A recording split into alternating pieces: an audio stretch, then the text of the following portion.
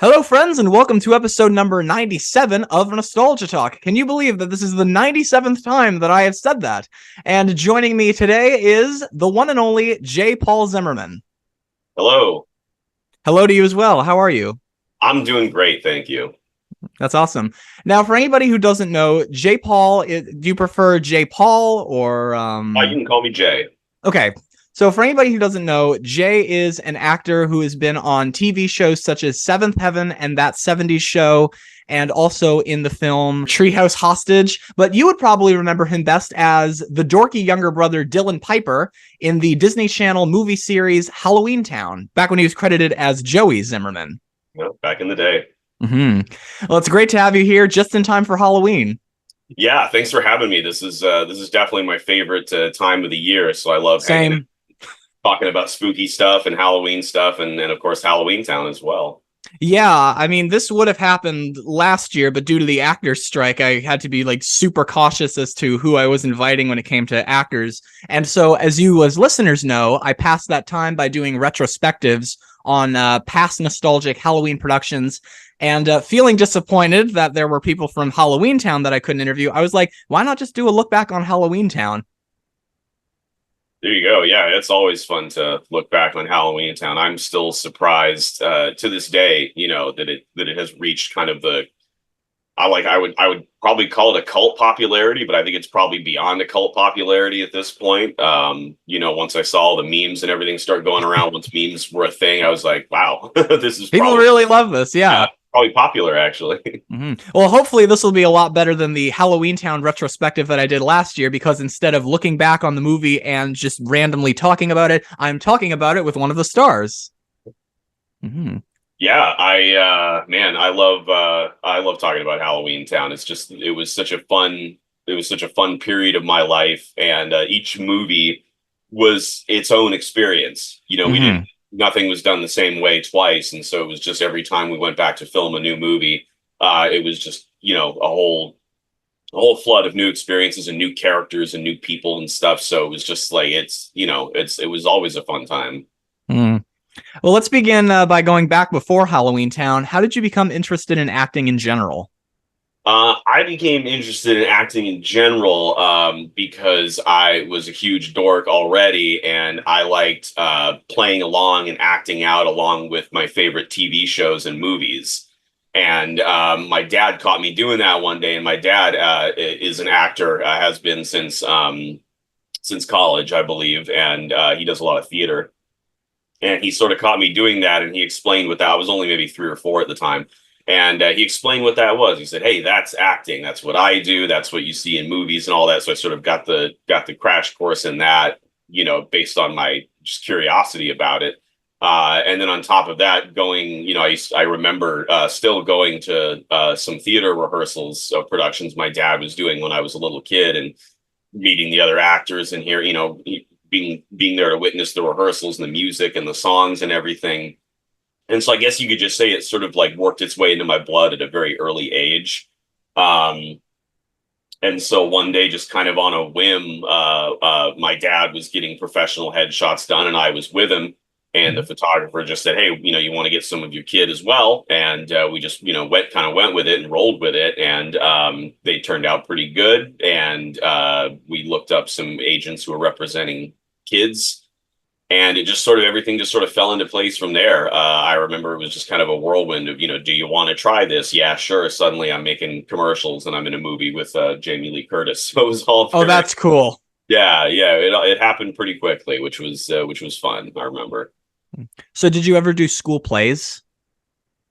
I did lots of school plays. I love doing school plays because I had already, by the time I was doing school plays, I was already professionally acting in film and television. So doing school plays was just another way to let out that creativity, which, it was, like I said, it was something that happened so quickly. I didn't know it was in my blood and something that I needed to do. But I love doing school plays. I love doing really anything entertainment related, whether it's professional or just, making little movies or, skits at home with friends and stuff like that. I just loved doing it. That's awesome. So was your first gig that movie with Jamie Lee Curtis? That was my second gig, I believe. My very Okay. first gig was a McDonald's commercial for Tiny Toons Happy Meal toys. Uh, I'm making a note to look that up.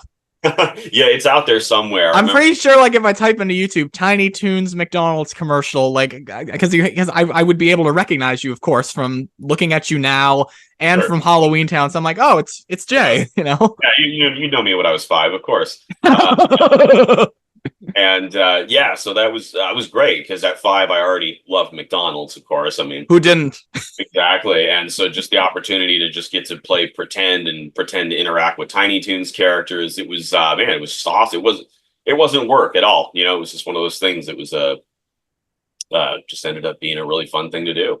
Yeah, I work in film, like either on camera, sometimes as an extra. If they need a little bit of help with that, I'll help out with that. But I usually love working behind the scenes. And this year, I've worked on quite a lot of different things. I worked on a music video that one of my friends was directing. I did a couple of days on a TV series that's going to be on Amazon Prime, which just wrapped. And just last week, I actually worked on my first ever feature film as a crew member, and that just wrapped today. I wasn't working there today, but they just finished it. And in all instances, it never once felt like work. And especially with the crew work, the crew that I worked with was like so easygoing. Yeah, I love that feeling because I've been on both sides as well, and Mm-hmm. it's you got to have a crew that gets along and has a good attitude and is there for those same reasons, just to kind of do it for the love of it. Otherwise it's not gonna run as smoothly. One of the days, one of the Halloween towns I got, I finished shooting a few days earlier, before the whole movie wrapped. Mm-hmm. And I asked them if I could be a production assistant for a couple of days since I already like was really friendly with the crew and I'd been there. I'm like not going home anytime soon, still going to be here for the ends. What else am I doing? I might as well just come and hang out. And so, oh man, that was fun. I got to like bring, Cokes to people, and I got to, bring fresh walkie-talkie batteries to people, and I got to go get the actors out of their trailers when it was time for them to shoot. And it was, oh man, it's just, yeah, never, And, never. and and plus they knew you, so they knew what to Exactly. expect. And they didn't know what I was, and they didn't know I was doing that. So some of them didn't think I was done. I remember, I think it was Return to Halloweentown. I'm just like knocking on Summer's trailer. She's like, "Hey, what are you doing here?" I'm like, "I'm here to bring you to set. Let's go." That's awesome. So how did Halloweentown come about? Halloweentown came about because I was in between agents at the time, and I was interviewing a new one, and they were the ones who suggested Halloweentown. So it wasn't kind of like a general call like I usually got. It was Disney Channel original movies, I believe, were relatively new when Halloweentown first came out, and so it wasn't like, hey, here's another Disney Channel movie to audition for. It was kind of because, hey, Disney's trying this thing, it's doing movies on TV, and this one's a holiday one.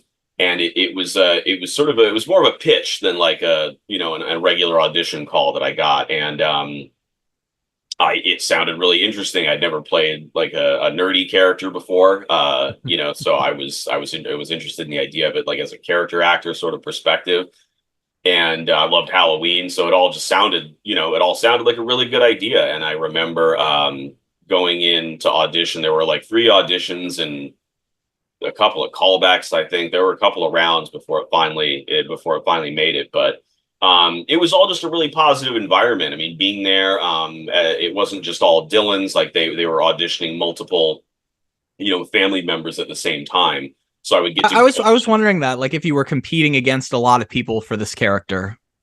I'm not sure how many people it was originally, but I definitely, I saw my share of guys that were in my age group as well, that I had grown up with to this point. So like we were all, and at that age, it wasn't really like a competition between us. It was more just like seeing your friends out and about. Mm-hmm. Oh hey, there's my buddy. One of us is going to get this job, and that's cool. It wasn't really like a competition thing.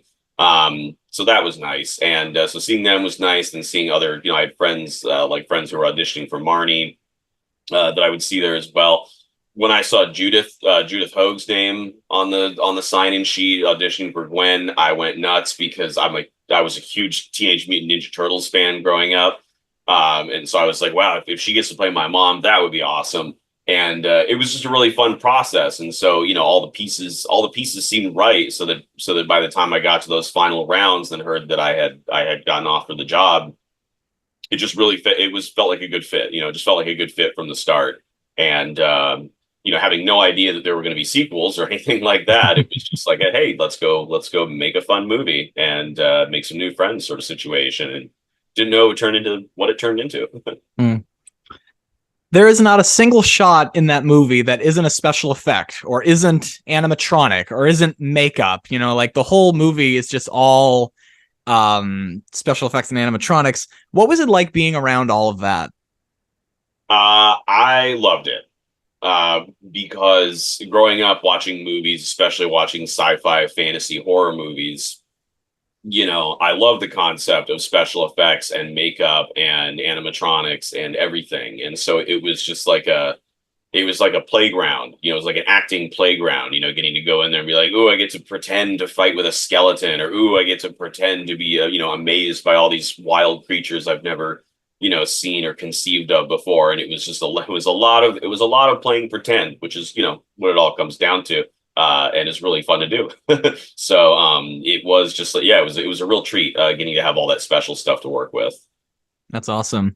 And in addition to Judith Hoag, you got to work with on all those films, an absolute legend in film and television, the one and only Debbie Reynolds. What was she like?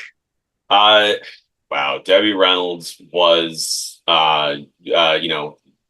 definitely legendary. She was one of the nicest people I've ever worked with. She was one of the most down to earth, approachable, hardworking. It wasn't like working with Debbie Reynolds. It was like working with grandma. She came in, and from moment one, she was like not just our grandma, she was like everybody's grandma, and she just made herself, kind of everybody just fell in love with her right away, and she had this way of making you feel special and making you just feel great. She was on all the time. She liked to joke and do impressions and entertain, and you never, it was like literally never a dull moment with Debbie Reynolds. She was just always on and running at full full steam. Hmm. And what I really liked about her character, because as I was watching the first Halloweentown for the retrospective last year, what I really liked about her character was that she was just such a patient character. Like during that scene where she's fighting with Gwen over telling Marnie that she's a witch, like Gwen's the one getting upset. Aggie's like super, super calm about it, but like Gwen looks like she's ready to throw hands with her mother. How could she be like so impatient with her own mother? She's just trying to be a good grandmother, and she has that really, really gentle voice. Like I think the most irritated I saw her in that film was when Luke brought her to the as Sophie put it, bad thing. Right.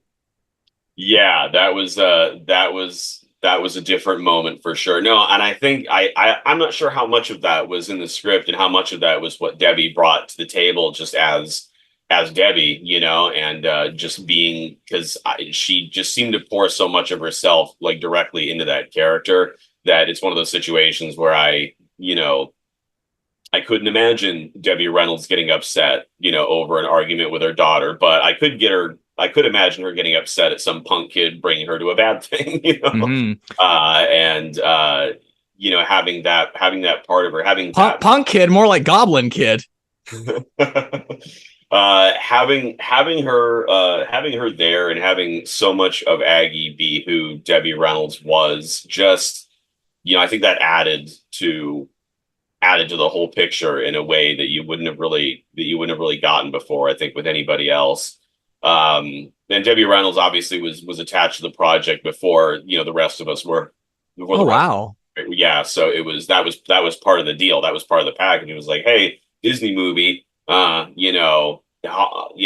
movie, great, and also Debbie Reynolds is in it. So think about all that stuff, and yeah, it was certainly a very exciting thing.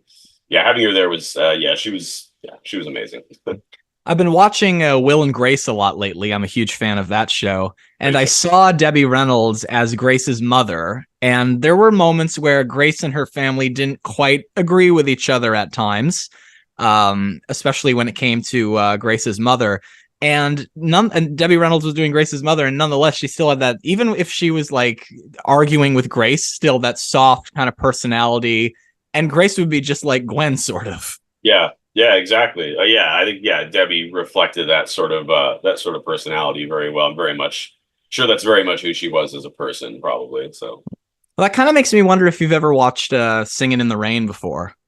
I did, yeah. I hadn't seen it in its entirety before I got the Oh, job. I seen like clips of it, here and there on television or whatever. When you watch stuff as a kid. But then it was after I got the job and we knew we were going to be going to Portland to make Halloweentown, that my mom and I were like, yes, let's sit down and watch Singing in the Rain from start to finish. And boy, what a brilliant movie. oh yeah. I think I've seen it a couple times since then, but man, it never gets old. I watched it in college, and like we were doing a film analysis on genre, and one of the genres was musicals, and we used "Singing in the Rain" for inspiration. And I'm just like there the whole time, enamored by it. I'm like, oh my god, like how well rehearsed was this film? Because like there are moments with the dancing where I'm thinking to myself, how long did this take? Because this is done perfectly. Not just the dancing, the moving alongside of the props. Yeah. That's a skill. Yeah, it is. I'm sure stuff like that takes days, especially back in that day, just days and days of rehearsal, and then before like actually filming at the end of it. And I am not a dancer, so I have the utmost respect for those who can do it, because it's certainly a lot of hard work. So in the fourth Halloweentown film, unfortunately, Marnie was replaced by Sarah Paxton, who did the role. What was that like for you to have a different actress playing the main character? So by the time we did the fourth one, I was essentially an adult. I mean, Mhm. who really is, but technically on paper, I was an adult by the time we made the Right. fourth one, and it was just something that was approached in just a different way, because the rest of us still wanted to be there. We wanted to make a good Halloweentown for people to enjoy. And so, where as a child growing up, working with Kimberly, there was this emphasis on all of us spending family time together and really getting that chemistry going off screen so that it would show on screen. And we put in a lot of work doing that, and I think that showed. But for the last Halloweentown, working with Sarah, it was as adults, we just kind of approached it from a very professional perspective. It was like Okay. it was a job, and Sarah and I, had to act like we had been brother and sister forever. And it wasn't necessarily a challenge. It was just something different. Like I was saying earlier, how each of the films was a different experience. Return to Halloweentown, that was just something that made it something new. It was just like, okay, we're gonna, approach this as an actor instead of as like a kid playing pretend with a pretend, with my pretend sisters. So it was just a bit different. And I think I like to think I learned something from each job that I have. And so it was just another lesson, just another exercise. Mm. I actually met Kimberly once. I met her at a con during COVID, so it was virtual. Actually, I was in this very, very room chatting with her. And she was she's fun to talk to. She really is. Yeah, she's fun. She's funny. Like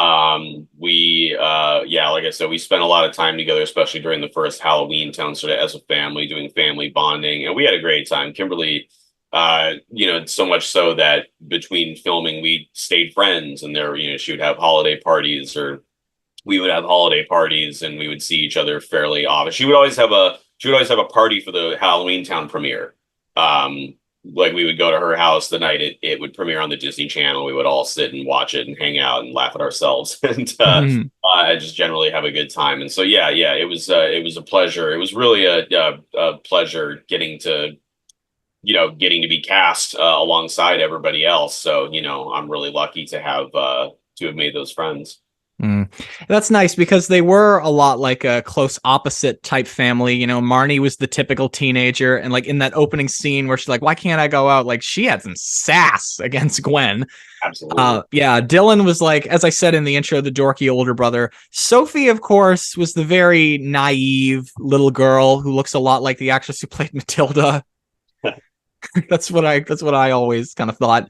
And like I'm of course thinking about the scenes where they were talking about the bad thing. That's what she called it, the bad thing. Or when Luke and Marnie meet for the first time, and Marnie's like, "Wow, what a wiener!" And then Sophie sees him outside. Grandma's going somewhere with the wiener dude. Yeah, Emily. Gosh, Emily was adorable.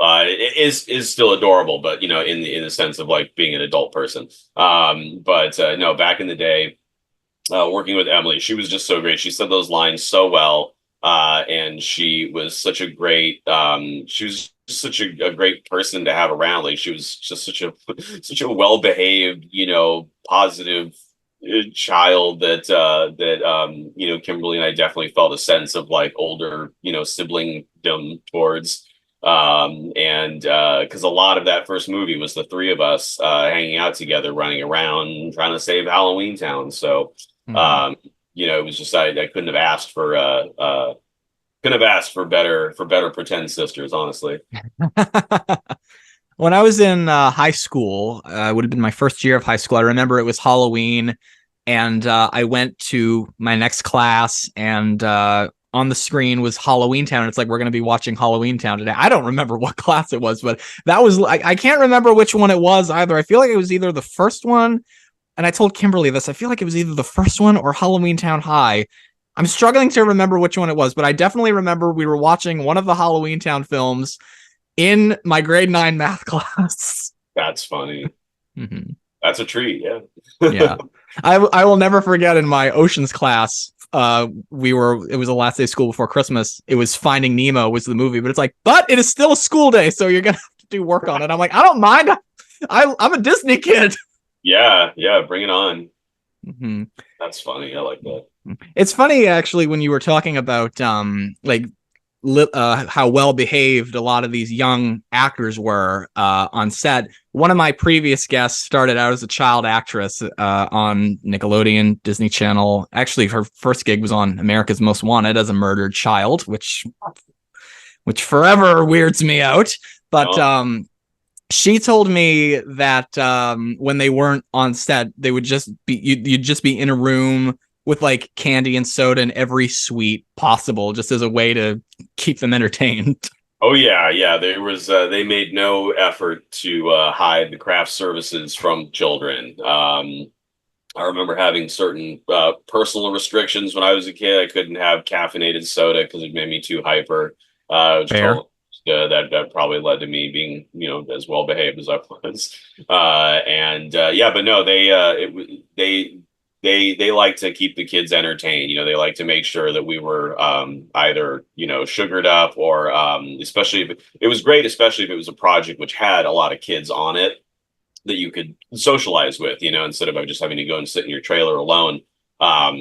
So that's, you know, another reason Halloweentown was great is because I was able to go, I was able to hook up my Nintendo 64 into the TV in my trailer, and in between working, I would be in there with some of the crew or with Phil Van Dyke, Kimberly, anybody who wanted to come in, and you know, we'd all be sitting playing video games together. Those were some fun times. Yeah, of course, that's no different than what it's like now. Just give a kid an iPad and. Well, we're good to go. Lots of golden eye tournaments. Um, So, do you find that you said in the intro that you were very much nerd? Well, you said at the start, you were very much kind of a nerdy child who was interested in this stuff. Not so much unlike Dylan. You know, Dylan was very dorky and like so uninterested in the stuff that Marnie was into. I, I always love the moment where she's like, "How come nobody in this house shares my affinity for this stuff?" And Dylan responds, "What about Arbor Day? Trees are important too, you know." that Do you find that you and Dylan are similar in any way? Yeah, we have a lot of similarities. Okay. I we're both big nerds, but I think in different ways, because I was not closed off from the fantasy horror, sci-fi stuff as a kid. So, my nerddom is less being kind of like the really book smart, good student that Dylan is, and more just like I've seen a lot of movies and I like sci-fi and comics and horror movies and everything a lot. So it's just a different kind of dorkiness, but we're definitely on the same level as far as probably our obsessiveness over it goes. And I would say I would probably say I share a lot of what Dylan would probably have some social anxiety or just some general awkwardness. Like he and I are very similar on those levels. So if it's because like a lot of it, if it's in me, it's going to come out in some of these characters. So I make them share things with me. So in other words, you're not much of a fun sucker. I don't think so. No. So if they ever made another Halloweentown movie, because we're seeing a lot of classic reboots with Disney these days, like in a couple of weeks, we're getting Wizards Beyond Waverly Place with Selena Gomez and David Henry coming back. We just had Raven's Home, which was a sequel series to That's So Raven. And I don't know if you know this, but we're getting a sequel to Freaky Friday with Lindsay Lohan and Jamie Lee Curtis returning. Oh, I did not know that. That sounds okay. Freakier Friday, it's called. That'll be great. Yeah, and of course, Lindsay Lohan was just in the Mean Girls musical reboot. Like she made a little cameo in that. I saw her. I was like, of course. I'm not surprised. But so yeah, all these classic reboots of like a lot of movies and TV shows from the 2000s, Disney or otherwise, kind of makes me wonder if they made another Halloweentown movie, which I wouldn't be surprised if they did, and they offered you to come back as Dylan. Would you be interested in that? Oh yeah, 100%.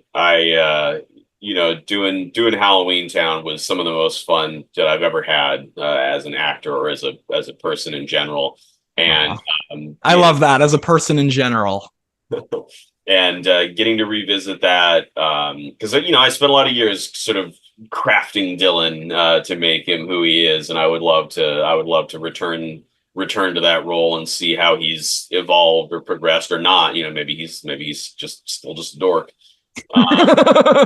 Either way, I think it would be fun, even if it was just to pop in for a second. Like if they did a movie about all of us, having grown up and going on some new adventure, that would be really fun. But or even if it's some new adventure with some new young witches, but Dylan pops in to say hello at the end of it or something like that. That would still be, however I can be involved, I would love to be a part of that.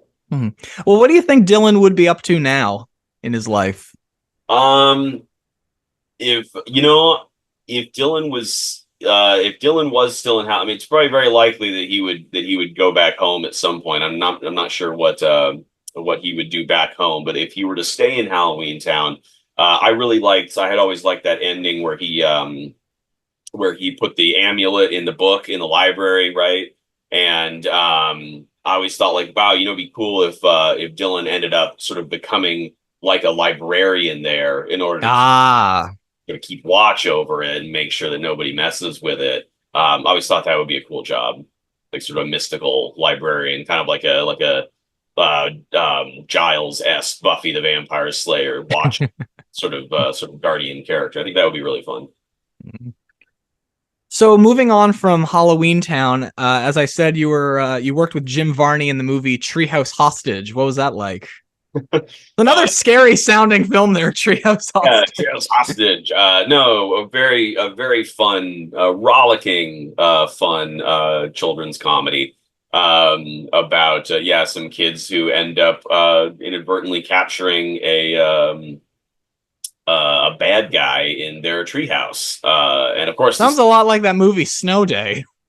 I haven't seen that one. Is that So that's a Nickelodeon film where they try to capture snowplow driver, these kids. It's okay. That sounds so true to life. Okay. I can remember being a kid, wanting to capture snowplow drivers. No, Treehouse Hostage was really fun. It was, of course, the bad guy is falsely, no spoiler alert. It's been out for years, but of course he's falsely accused, so he's not really a bad guy, and we help him clear his name. But no, Jim Varney was a treat because I grew up watching the Ernest movies and being a fan of his, and So when that job came around, that was one of the selling points. It was, hey, let's do this movie with Jim Varney already attached to it. And I remember working really hard to get that role, and it was a great time. It was a great couple of weeks. Made a lot of new friends, and Jim Varney was one of the most interesting people I'd ever gotten to work with, because he's not like, he's very different from Ernest in real life. He wasn't bouncing off the walls and making jokes in between takes. He was a very subtle, soft-spoken guy, just full of a lot of stories. But still with that really, really gravelly Southern voice. Absolutely, yeah, yeah, and he was just such a nice guy. He treated us all kids so well, and we were really sad when he passed, because it was very shortly after we got to make the movie. So Yeah, I was gonna say, I feel like Treehouse Hostage, because as I researched it a little bit getting ready for this, I feel like that was like one of the last films that he did. I think I think it was his last. If I'm not mistaken, I could be totally wrong, but I think it was his last on-screen. Yeah, because he did Toy Story 2 and then Atlantis. Yeah. Right, yeah. So I think he did those voices after Treehouse Hostage and had passed before those movies came out. So yeah, it was pretty close, but yeah, that was a shock. That was a shock, but we loved working with him. They could do another Treehouse Hostage movie with Blake Clark. They have Blake Clark, who's also a Southern actor with a very gravelly voice, doing Slinky Dog in the Toy Story movies now. Okay, yeah, I see. Yeah, just filling that gap. That might work. Kind of like talking a little bit down here like Jim. What time is it? Golly, Bob, howdy. That's pretty good. Thank you. So how did you decide to move on to working behind the scenes? I had at the age of 13, I had discovered Stanley Kubrick movies, like 2001: A Space Odyssey and The Shining, and those movies blew my mind, because it was the first time I had seen that sort of dividing line where, like, you could make a movie or you could make a film. You could make like something that's incredibly pretty, where every frame looks like a painting or a poster or something, and you could, play with color and light. And I just sort of like it, it was literally like that scene in 2001 when he goes into the monolith, and then all those colors and everything. He's like, oh, that was like my brain watching Stanley Kubrick movies, going, I didn't know that you could make movies this way. And so I started reading a lot and finding interesting books that I thought would make good movies, and I started trying to turn them into screenplays, into movies that I wanted to direct, and ended up making one feature film when I turned 18. Oh wow! I made an investment in making a film that I thought turned out quite well. It did not get distributed. It did not end up in it made it to one festival, but I don't think you. Okay, yeah, that's not nothing. Recognition by putting a little, even if it's just a little thing in a film festival, because like they don't care. Film festivals don't care if you're with a company or not. Like, right, yeah, yeah. Like I recently made a short film that I submitted to a festival here in Nova Scotia. And that was it's like what you were saying. You can either make a movie or you can make a film. It's more of a movie when you're actually watching it, but when you look at it from the behind the scenes standpoint, when it's actually being worked on, that's filmmaking. And so for this one, like I wrote in the script, no dialogue. The only dialogue was the main character, which was played by me, because I didn't really have time to ask anybody, can you help me out with this? So it was an independently made thing. It was just me moaning and groaning. And that was really the only noises coming out of my mouth, other than like food preparation, like the sounds of a drawer opening, the sounds of me putting a plate down, the sounds of me putting a can down. That was, and a phone and a text and clicking on a computer. So I basically experimented a lot with sounds without talking. That's really fun. That's really fun, and that's one of the things that I love about independent filmmaking is it can literally just spawn out of something you want to try, something you want to experiment with, and whether it gets widely received or not, the important thing is if it's just like a piece of art that you're happy with, because you're gonna judge it more harshly than anybody else will. So as long as it's something that you can be proud of, then it's like worth every penny spent and every every second that you spent sweating over it. So that's really cool. I like to hear that. Thank you. Yeah, I took a lot of inspiration from Citizen Kane. That I don't have you seen that film? Yeah. The cartoon One Froggy Evening by Chuck Jones, the one with the singing frog for Looney Tunes. The simplicity of movies like Chef and Ratatouille. The film Wall-E, because of the first half hour of that is all just the reactions. The first 10 minutes of Up, and the psychological meaning of Inside Out. I like that. Mm-hmm. I like that. Yeah, that's what I love about that. It's a whole process, from start to finish, from concept to actually finishing, finishing the editing, putting all the finishing touches on it. It's just such a journey, and you very often learn things during it. I mean, like every time I've done any kind of project, like I was saying, there's something new to learn, which is just why I keep doing it. I think why a lot of people keep doing it. On the movie that I just worked on, I had to be like on set whenever anybody else I was working with was there. Sometimes that doesn't always happen. Usually it's like, okay, we're getting called to set. This time we had to be there at all times. And I didn't work in the camera department, but as they were kind of setting up the blocking for everything, like they had the plan, everything was all kind of put together. So finally, they've got everything all set up. They're organizing what cameras are going to go where, because there was only one camera. So it's like, okay, we got to get multiple shots of the same thing, which I can't talk about yet. But the camera operator looked at me and is like, you want to see how we do this? And I got to say, the way that that the film is going to look on camera in the way that it was played, it's just going to look really, really good. Yeah. Oh, yeah. I love that feeling. I love that feeling when when you put in all that work and then you sort of get a picture of it, and yeah, it's great. It's a great thing that keeps you going. Mm-hmm. Yeah, this movie is going to look really good. I'm looking forward to. I don't know when it's going to premiere, because it's a co-production actually. So I don't know who has the broadcast rights. I don't know who has the distributing rights, but I can't wait to see the final thing. It's going to look phenomenal. It's great. That's great. I'm glad to hear that. So to wrap it up, are you working on anything new at the moment that you can talk about? Anything new at the moment? Not at the moment. Okay. I am. I had a pretty busy earlier part of the year. I do a lot of community theater. Okay. Here in Grand Forks, North Dakota, where I live with my wife. I have been a part of the theater community here for a couple of years, and it's a really fun little town to do theater in, because everybody is a big fan of the arts here, and so I've gotten to do a lot of great productions locally over the last couple of years, and I sort of had a double header before the summer. My wife and I were both in Murder on the Nile together. Ooh. Where I got to play. It's an Agatha Christie whodunit, and I got to done it. I was the bad guy, and that's always really fun to play. And then right after that, we did The Play That Goes Wrong, and I got to do that as That's well. the name of the show, The Play That Goes Wrong? Play That Goes Wrong. Yeah, That's hilarious. It's a really funny show that basically, everything goes wrong during it's a play within a play. It's a murder mystery that this small community theater is putting on, but everything goes wrong. People forget their lines, props don't work, doors don't work, and eventually the whole set falls apart. And it was a lot of physical comedy. It was basically a workout. It was just kind of I was on stage almost the entire time, just running off on lines, pretending to forget, having to differentiate between like the character that my character was playing and the character that I was playing, the actor.